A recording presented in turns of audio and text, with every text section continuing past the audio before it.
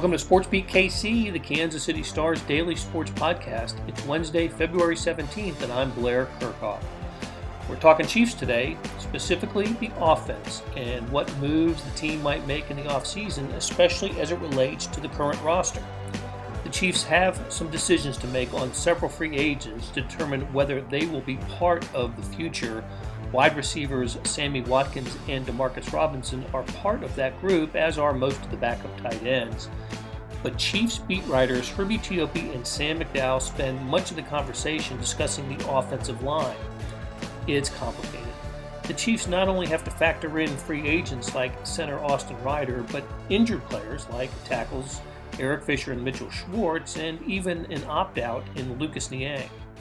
The thinking is the 2021 opening day offensive line could look much different than the group that started the 2020 season or even the Super Bowl. So let's get started talking about the Chiefs offseason as it pertains to the offense.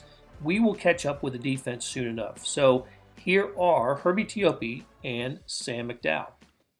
All right, so we'll start by asking you guys what I asked Sam Mellinger and Vahe Gregorian early this week, and that is, if the Chiefs had won the Super Bowl instead of losing 31-9 to the Tampa Bay Buccaneers, do you think that their approach to the offseason would be different than what maybe we're expecting? The Chiefs played great in the AFC Championship game, beating the Buffalo Bills, and I think we all were lulled into a sense of, boy, even with a patchwork offensive line, even without a second, pass receiving tight end, even with some questions at wide receiver, the Chiefs were good enough to win a couple of playoff games and look pretty impressive in the AFC title game with that. But then the Super Bowl happened, and so I'm wondering how much that might change the Chiefs' approach in the offseason. Herbie, what do you think?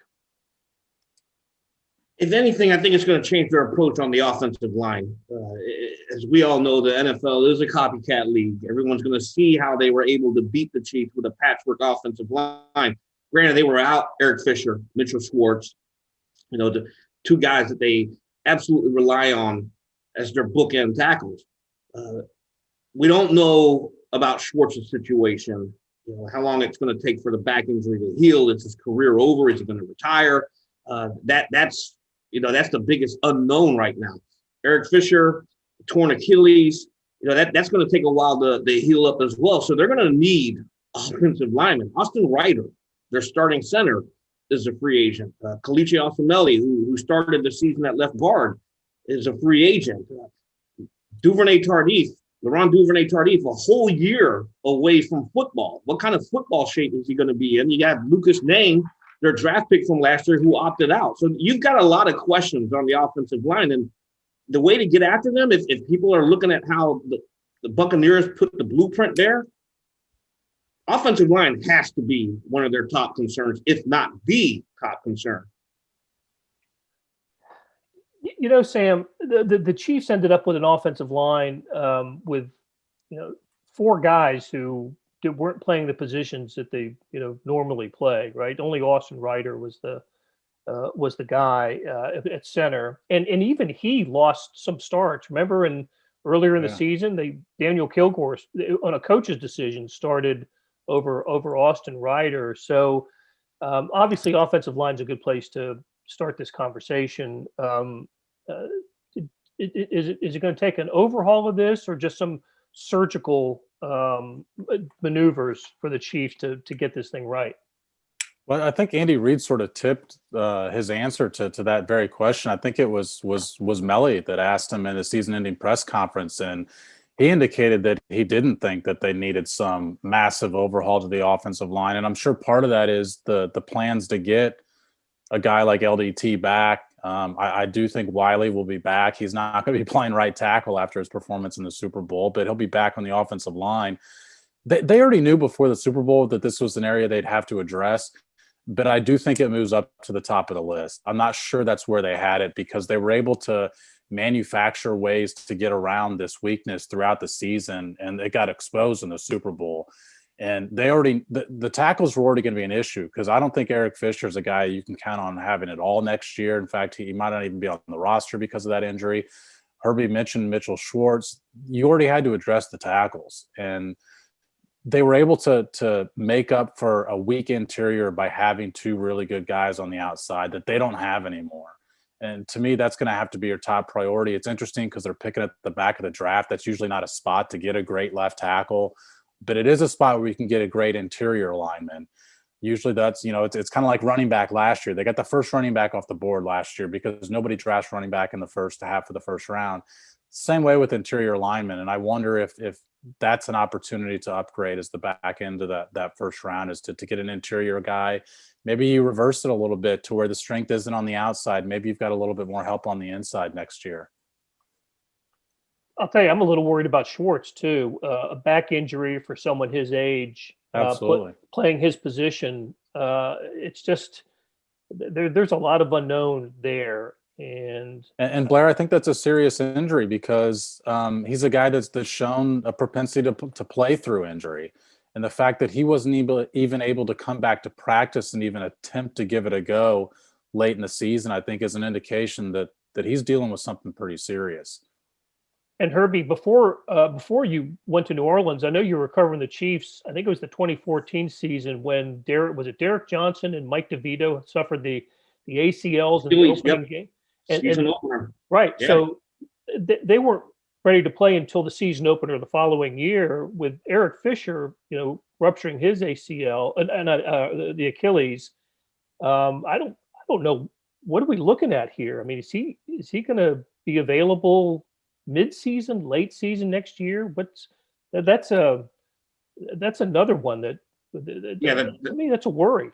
The timing of his injury, it obviously raises an alarm. When you mention DJ and Mike DeVito, they suffered it in the season opener. So they had the entire regular season, the entire offseason to rehabilitate. Whereas with Fisher, you've got a 7-month window here, 8 months before the start of the regular season. And so they don't know how he's going to be able to do it. But these are pro athletes, modern medicine, modern technology. Hopefully he is able to get some kind of work in. But whether he'll be 100% for the start of the season, that's the biggest question. And Sam raises a good point. I'll say that finding a left tackle in the draft, picking 31st, is going to be an issue because your top end guys will go in the top 15. Finding a right tackle, though, when you think about this, Mitchell Schwartz was a second-round draft pick. Ryan Ramczyk, you mentioned New Orleans, was the 32nd overall pick in the draft a couple of years ago. And both of them are highly regarded as the top two right tackles in the NFL. So you could probably find a right tackle late first round, second round, but the left tackle is going to be an issue if that's the way they want to go. Yeah, I'm not even sure that Eric Fisher's on the roster next year. I mean, he was already a guy that I thought, it's one of the reasons they drafted Lucas Niang is because Fisher's on, I think it's $15 million against the cap, and we're talking about a team that's tight against the cap. I think they can save $12 million by getting rid of him. And so I wonder if he's even on the roster next year. Now, there's some things they can do. Perhaps they extend his deal a year and maybe, give him some sort of signing bonus, but there's just not a lot of 30-something tackles that come back from Achilles injuries and are anywhere near the player that they were before that injury happened. It's a really tough injury. Yeah, and there's also the possibility of an injury settlement for Eric Fisher as well. And yeah, so it's funny. So Fisher, Schwartz, and Duvernay Tardif, 3/5 of the starting offensive line in the Super Bowl winning Chiefs were not available in this year's Super Bowl. I do think that we're at the beginning of a big transitional period for that offensive line, and I'd love to see Kelechi Osemele back, and maybe you give him a 1 year deal. He only got to play 5 games this past year. How about Mike Remmers? Here's a guy who they asked a lot of this year, and had a bad Super Bowl. But is Remmers a guy that they bring back? I know Sam thinks so. Go ahead, Sam, take it. It's funny you asked that one, Blair, because Herbie and I kind of went through the free agents, and this is the one we really disagreed on. I think Rimmer still has a place here because he played well at guard whenever he had to fill in at guard, and he played well at right tackle. Now, nobody's going to remember that because he played so poorly at left tackle in the Super Bowl, but I still think he can play three positions for you. We've seen these past couple of years, and really much longer than that, offensive line is not a spot where the same five you have going into the season are the same five that finish the season. Even if you don't go in with thinking that guy's going to be a starter, I just think he can fill in comfortably for you at three different spots: left guard, right tackle, to where he still brings some value for you. And he's not going to be an expensive guy. The thing that concerns me is he turns 32 in April. Okay. He doesn't have that big of an injury history. He doesn't have any injury concerns like you have with Schwartz and Fisher entering the offseason. But the age factor is what concerns me the most at the offensive line. I think they need to get young there. They have to get young. That's how they built this team to begin with. Eric Fisher started out as a first-round draft pick. They added Mitchell Schwartz, a couple years later, and they were still on the right side of 30 because they were still in their 20s. But, I think if the Chiefs want to address this offensive line, they have to get young. And how about Austin Ryder? Is he the team's starting center next year? And I see Sam shaking his head, and I'm kind of like with him on that too.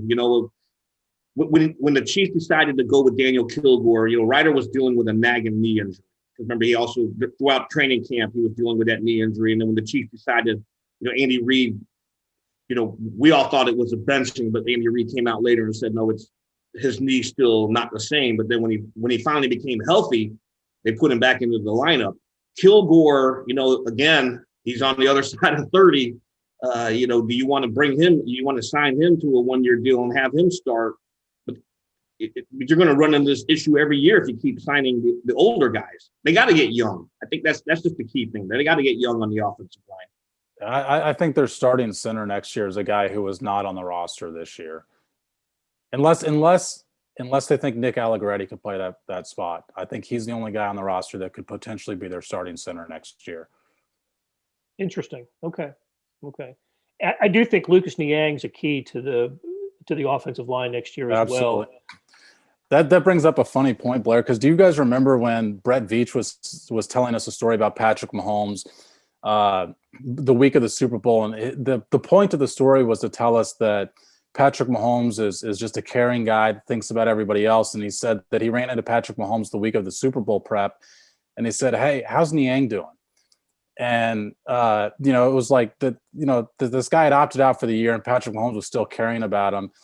And I joked with somebody, man, practice must really not be going well with their offensive line. If he's like, when's Niang coming back? Can he opt back in this week? I mean, what's the deal with that?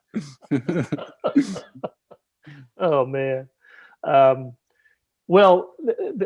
Which leads me to think that Patrick Mahomes might have some say in the roster composition as it affects him, which is the offensive line and wide receiver / tight end next year. So Chiefs are going to have to make some other decisions when it comes to guys like Sammy Watkins, Demarcus Robinson. How do you guys see offensive line or wide receiver position for next year? And let's start with Sammy Watkins. Should the Chiefs be at their wits' end with his injury situation? And they didn't get their money's worth. He even came back restructured this year, and they didn't get their money's worth from him. And I think that's the key thing there. How much is it going to cost to keep him here? He's an unrestricted free agent. Wide receivers in general, when you go back to last year, there just wasn't a market for them. So that's one of the main reasons why they were able to bring back Demarcus Robinson on a one-year deal, because remember, he was floating out there for a while, and the starter free agency, everybody was thinking, he might sign a big mega deal with another team. But when you look at Watkins, his body of work, yes, he's playoff Sammy, but it's during the regular season. It's just too much missed time, too many minor ailments, minor injuries that just cause him to miss so much time. And I don't know if you want to spend the amount of money that you did in the past few years. And even when you restructured the contract, he was still getting paid a lot of money. And Blair, you mentioned it. Are you getting bang for the buck here? I don't know. I don't think so. It's first of all, Herbie, nobody thought Demarcus Robinson was going to sign a mega deal last offseason. Well, none of us did, but a lot of the NFL prognostication around the league, because I like to call it, and Blair, as I like to call this speculation season, because it is. But a lot of NFL analysts were speculating Demarcus Robinson could sign a mega deal with another team, and I think he was the team that he was linked to the most was the New York Giants. I wonder what the market's going to be for Sammy Watkins. It's a pretty deep wide receiver free agency class and draft class. And so I guess I'm not ready to say that Watkins won't be back, because I wonder what the market's going to be. And is he going to explore free agency and realize there's not a lot out there for him? Maybe similar to what we saw with Brashad Breeland last year. Breeland wanted a multi-year contract. He didn't get it, so he comes back to Kansas City and gets a one-year deal. And I just wonder if that could be a possibility, because it is just a loaded free agency class for wide receiver. There's a lot of good players available, and there's going to be 4 or 5, or there's going to be 3 or 4 wide receivers that go in the top 15 this year in the NFL draft. So guys are going to be able to not even have to expend money on those wide receivers in the free agency class. So maybe the market comes back to the Chiefs, but to me, that's a position they need to upgrade. We saw that in the Super Bowl. The offensive line problems would have been masked had there been more open receivers, and especially when you watch it from the all 22 angles, there's just not a lot of guys open in the Super Bowl. And he wasn't playoff Sammy this year. He was the previous 2 years, but he didn't play in the first 2, and then only had the one reception for 13 yards in the Super Bowl. That's interesting from the all-22 perspective. That just confirms what we were seeing at the game, that the Bucs did a good job doubling Tyreek Hill and taking away him and to some extent Travis Kelce, and it was up to Sammy Watkins, McCole Hardman, Demarcus Robinson, Byron Pringle, Darrell Williams to become the targets, and it just wasn't there for the Chiefs. And Blair, they'd be in a lot better spot. We'd be having a different conversation if McCole Hardman was the player that they had drafted him to be. I mean, they used their first pick 2 years ago on McCole Hardman, and we just haven't seen the consistency or the development from him. I mean, I think when they drafted him, they had expected that going into this year, he would be their number 2 guy. And I don't think you can go into a season being confident with McCole Hardman as your number 2 guy. Well, that's another conversation, isn't it? McCole Hardman, he's getting ready to start his 3rd season, and I think I saw this stat that he's second in the NFL in the past 2 years in is it plays or touchdowns of 20 yards or longer. So the speed is there, but it seems like whenever we hear Patrick Mahomes talk about the very few times, and they're always veiled when he tries to call out his players, he always seems to be referring to McCole Hardman. Receivers weren't where they were supposed to be, or when he has a funny look, when you see it on the replay or TV cameras catch him, doing the hand signal, or it's usually regarding McCole Hardman. So, yep. Do they continue to try to develop McCole Hardman? He went on record before the Super Bowl saying that he thinks he's more than than just a speed guy. He can be a route runner and a precision route runner, but we just haven't seen it yet, have we? I don't think so. And, here's the crazy thing about this. When Tyreek Hill first entered the league, and a lot of the coaches will say the same thing. When he first got here, all he was a speed guy. But Hill attacked his craft. He wanted to become a more complete wide receiver. And if McCole Hardman, if that's his goal, he's got the perfect example there. You got 2 wide receivers there with world-class speed. One of them went about the hard work it takes to hone his craft, to be a guy that can work underneath, can run the intermediate routes, knows the entire route tree and excels at it. And that's where McCole Hardman needs to get better at. He can't be, if he's saying he's more than just speed, then it's got to start showing up in the games. So it's a big year for him. Just to add on to what Herbie said, year 3, if this guy wants to stick around the NFL for a long time, this is a big off season for him to get to that point that Herbie's talking about. All right. So, but for some reason, I just don't see him bringing back all their wide receivers from. Oh, no, I don't either. So is that is this the time we bid farewell to Demarcus Robinson? I think so. I don't know what value he brought to the team this year. I mean, he was a good special teams player historically, but he didn't play as often on special teams as he had the past couple of years. And if you're not getting the value out of him there, I don't know what the value he brings that you couldn't get, from a draft pick, even late draft pick from somebody else. Jared Dieter, baby. Plus, DeMarcus had that horrible special teams play at New Orleans. That was as bad as it gets. Remains one of my favorite plays of the year, though. It was crazy, and helped drive down the Chiefs' overall special teams rankings this year, along with McCole Hardman. Some poor decisions by those two players in punt return situations. Okay. I'm with you. I don't think Demarcus Robinson will be a member of the Chiefs next season. I think they have an interesting decision to make with Sammy Watkins. I think a player that needs to get more snaps, though, is Byron Pringle. And I know Herbie will enthusiastically agree with me on that one as he dons his K-State, what is that, a swimming cap or something? The winter cap. There it is. The Fighting Emaws. But I'll tell you what, that guy, he impresses me every time they target him, or he had a kickoff return for a touchdown against the Broncos this year. I think it's time the Chiefs employed Byron Pringle in a way that we haven't seen yet. I will defer to McDowell to go ahead and break down Byron Pringle, because if I start talking about Byron Pringle, it may come off as very homerish. I will point out, though, when we had him on the Zoom call and he saw me asking the question, he lit up because it's that emo thing. Go ahead, Sam, take it away.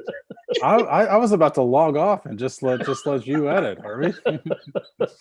I think that with Byron Pringle, I don't think that he's ready to be a number 2 guy. I don't know that he's even ready to be a number 3 guy. I don't know that he creates enough separation to be consistently playing 40 or 50 offensive snaps a game.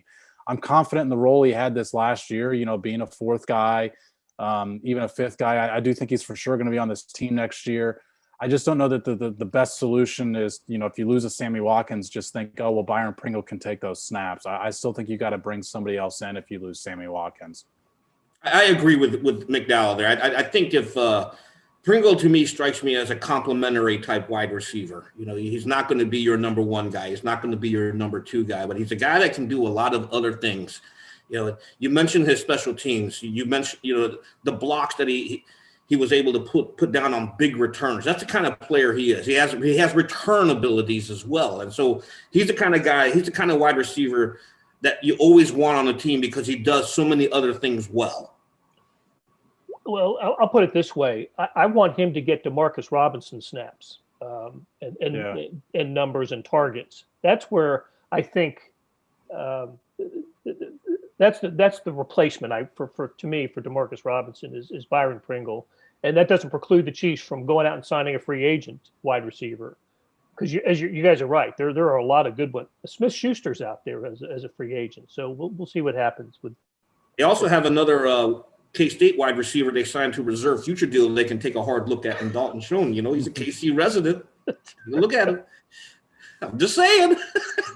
I think Dalton Schoen goes all the way back to our scholar athlete. I hope I'm not saying that wrong, but I think he might have been one of our scholar athletes. He Blue Valley Northwest or North Kid, I think, right? Northwest, I believe. Northwest, yeah. So let's just get the whole K-State roster out, Herbie, and see who the Chiefs can pick up. Tyler Lockett, trade for him. All right, let's stay with the offense. So, well, just to correct that, Sean was our male scholar athlete of the year in 2015. Thank you for looking that up. That's great. That's where the Chiefs scouting went into play whenever they signed him to that reserves deal, I'm sure. All right, let me give you guys a few more names, and let's project whether the Chiefs will re-sign or part ways. How about this is an interesting one. How about Anthony Sherman? He just didn't get the snaps on offense this year. But the West Coast offense, they need a fullback. Okay, and there aren't that many fullbacks around the National Football League that can fit this scheme. There aren't that many teams in the NFL that use a fullback to begin with. I think you bring him back because you can get him on. You can get him on the cheap. Get him on a 1-year deal. He knows the scheme, obviously. He knows what's expected of him. And he's a core special teams contributor as well. He's always in the top 3 for special team snaps over recent years. So Sherman to me makes perfect sense. I guess I'm a little less sure. The guy only played 63 offensive snaps this year. It just depends on what the draft class and things like that. But I think he's 30. Going to be 33 next year. I think he's probably a guy that you can move on from. He's a player. Maybe I'm wrong in characterizing him this way. I think he's a player who has value to the Chiefs, but I'm not sure how much value he would have on another team. I think the same way of Daniel Sorensen on the defensive end. He's a guy who was good enough to have the second most snaps on defense for the Chiefs this year, but I just wouldn't see another team being interested in him in the way that the Chiefs use him. So, but how about Le'Veon Bell? What's the bottom line on the Le'Veon Bell signing?